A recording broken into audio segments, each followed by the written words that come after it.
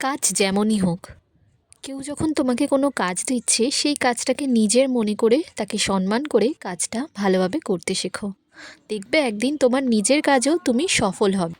আজকের যুগে দাঁড়িয়ে সেই কথাটা কেউই বিশ্বাস করে না। কাউকে কাজ দিলে সে মনে করে কাজটা কেন দিয়েছে, আমি এর থেকে বেশি কিছু ডিজার্ভ করি। যাই হোক, দিনটা ছিল 15 ফেব্রুয়ারি আর আমি চলে যাচ্ছি একটা কলকার জন্য। রাস্তাঘাট বেশ থমথমে, কারণ সেদিন ছিল মাধ্যমিকের অঙ্ক পরীক্ষা।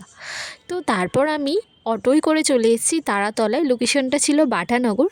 তো এখানে দাঁড়িয়েছিলাম, সেখান থেকেই মেকআপ আর্টিস্ট দিদি আমাকে পিক আপ করে নিয়েছে আর ব্রাইডের বাড়িতে চলে এসেছি।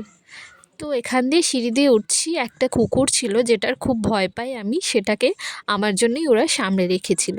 তো এখানে মেকআপ আর্টিস্ট দিদি মেকআপ করছে, আমি একটু ভিডিও করে নিচ্ছিলাম, তারপর কলকাটা রেডি করে নিচ্ছি। এখানে দেখতে পাচ্ছ রিসেপশন ব্রাইড, যেহেতু ছোট্ট একটা কলকা হয়েছে। তো দিদির মেকআপটা কিন্তু ভীষণই সুন্দর হয়েছে। আর তোমরা জানিও কলকাটা কেমন হয়েছে, যদিও পুরো লুকটা শেয়ার করতে পারিনি, যতটা সম্ভব পেরেছি আমি তোমাদের সাথে শেয়ার করেছি। তো ছোট্ট ছোট্ট কাজ করতে করতেই কোনো একদিন হয়তো বড় জায়গায় পৌঁছানো যায়, কিন্তু এই ছোট্ট কাজগুলোকে ছেড়ে দিতে থাকলেই কখনো তুমি কিন্তু এগোতে পারবে না। সেটা মাথায় রেখেই সব সময় কাজ করো। তো আজকের কাজটা করে আমার কিন্তু খুবই ভালো লেগেছে, আর মেকআপ আর্টিস্ট দিদি কিন্তু ভীষণ ভালো। তো সব মিলিয়ে দিনটা বেশ ভালোই ছিল, তোমরা জানিও কেমন লাগলো।